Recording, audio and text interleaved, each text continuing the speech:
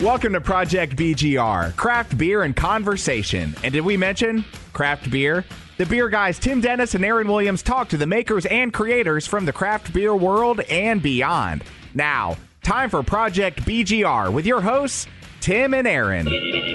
And welcome to Project BGR. I'm Aaron Williams. And I'm Tim Dennis. On this week's show, we're going to be talking to Jason Kidwell. Jason's the sales director, and Andrew Dixon from Pennsylvania's Troegs Independent Brewing. So tell us a little bit about the philosophy of your brewery. What do you guys do? What are you guys best at? We are best, I think, at making beers, not necessarily to style, but those that we like to drink. We want to make good, solid craft beers that appeal to a wide audience. Okay, tell us some about your scratch beer series. Our scratch beers are experimental beers, and we have a small 15-barrel brew house dedicated just to those beers. Our goal is to experiment. I mean, we try different ingredients, different yeasts, different hops, you name it, various forms of fruit. In some cases, we're looking to come up with a beer for production purposes. Other times, it's just creating something that we want to drink. Now, on your website, it says you like to really keep it local. You know, your Central Pennsylvania brewery, keeping jobs local, keeping the ingredients that you have local, too. How important is that for you guys? Well, I think like any business, you want to try to make sure that you're a fabric of the community, and that's first and foremost for us. The brothers were born and raised in Central Pennsylvania, and where we started the brewery was just across the river from where they grew up and went to high school. And so when they started the business, they had family helping with bottling, with kegging, packaging, all of that. And as we built up over time, we really look at ourselves as a brewery that is established and operates out of Central Pennsylvania, but we're fortunate enough that where our location is, that there are so many people that travel through, whether it's from Massachusetts and southern New England or North Carolina, in the Piedmont area traveling through, that we're just in a wonderful spot where we've got a lot of people. Hershey Park draws 7 million people a year, and we're so fortunate to be in the location that we are. We're very fortunate. I've said it a number of times. Now, on the same topic, from a brewing perspective, we're also in a very large agricultural area. So we're able to source locally grown barley, a lot of locally grown fruit. We have a lot of orchards near us. We get locally grown peaches, cherries, nectarines, grapes. A lot of that goes into our scratch and splinter beers. Now you do some local hop planting as well, is that correct? Yes, we do work with a local hop farmer and do some small batch beers with his hops, be it fresh hops or dried hops. Now I have friends up in that area, Ohio, Pennsylvania. There's more hops starting to be grown up there, right? How's that coming along?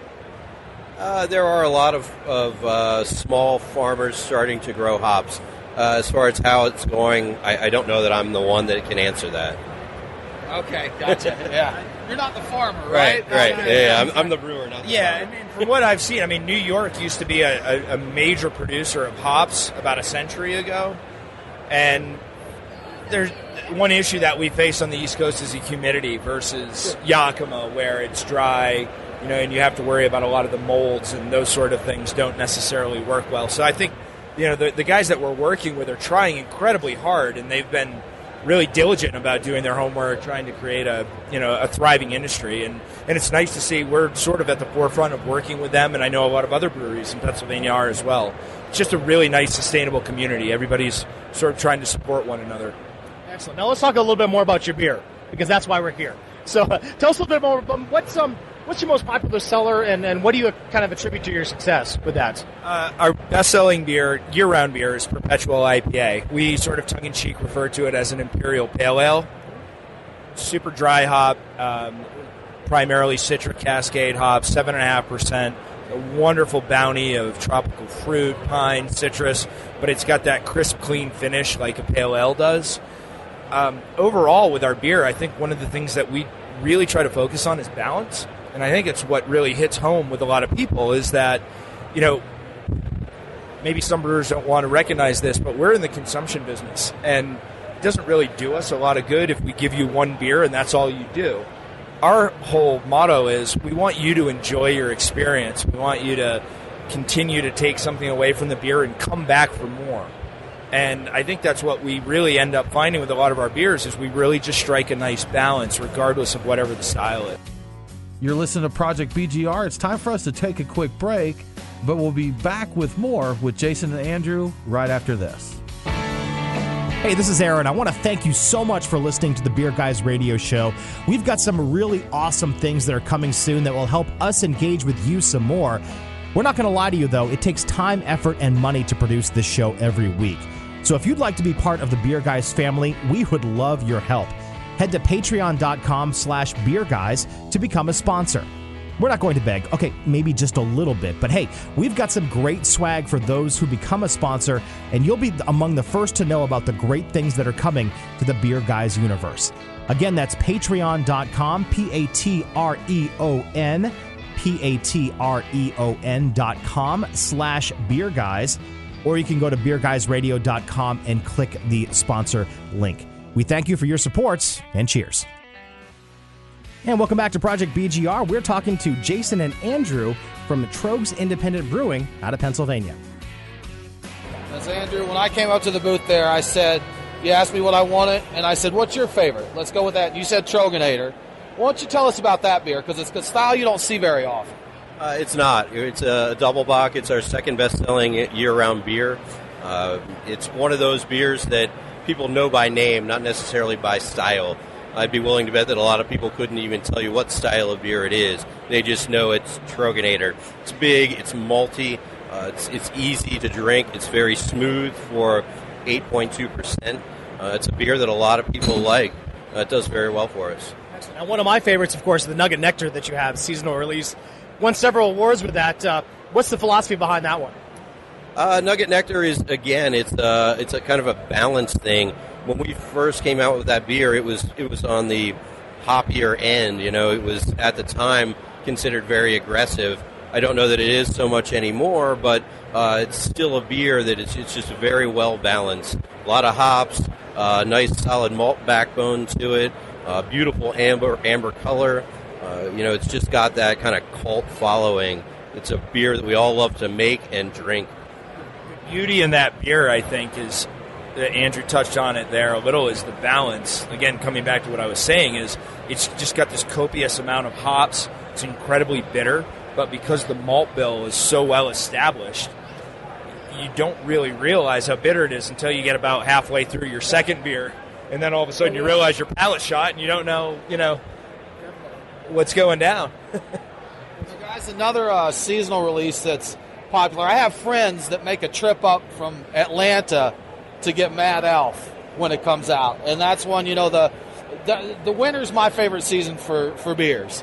I don't like the weather, but I love the beers that we get at that time. So that one is seasonal. It's I believe ale honey and cherries, correct? Yes. So what's the deal with Mad Elf? What's the story behind that beer? Mad Elf it's a Belgian beer. We use a really spicy Belgian yeast. A lot of cherries, a lot of tart and sweet cherries in that beer. We use local honey and a nice chocolate malt backbone to the beer. It's a big beer. It's 11%. And again, it's kind of got that cult following. We have a lot of people that'll tell us, I'm a Coors Light drinker, but I always get a case or two of Mad Elf. I can't wait for that every year. It's tough to go from Coors Light to Mad Elf. It is, yeah, it's a big change. I'm always surprised to hear that, but we get it a lot. We shake our heads, but we like it. Exactly. Yeah. So, what's next for Troegs? What do you guys have coming up in the future? I think, really, we just continually look at how our overall beers are performing, what sort of beers we want to drink. One of the great developments that we had this year was our Splinter Cellar. We just installed 300-barrel fermenters, foeders, and we're playing around with a lot of local fruit, sour, wild beers. I mean, we're doing primarily Brett-based beers, so not really sour so much there, a little more funk.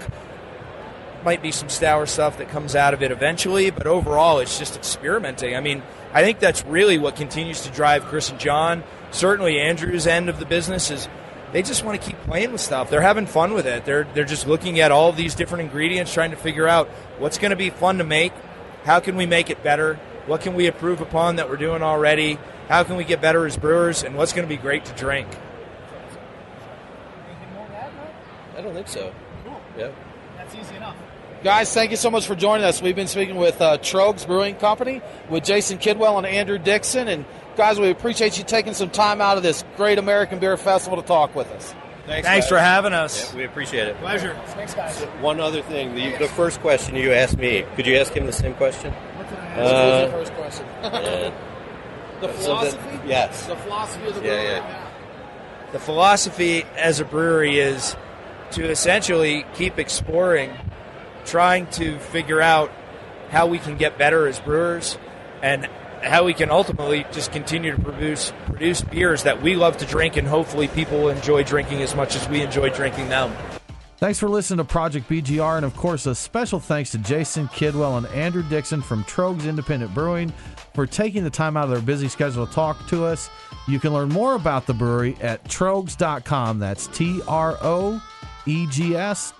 I'm glad you spelled that because I would have totally That's a butchered tricky that. one. That's bad. Yes. Hey, also, Project BGR is available on iTunes, Stitcher, or wherever you get your podcasts. Subscribe and leave a rating because it really helps us out.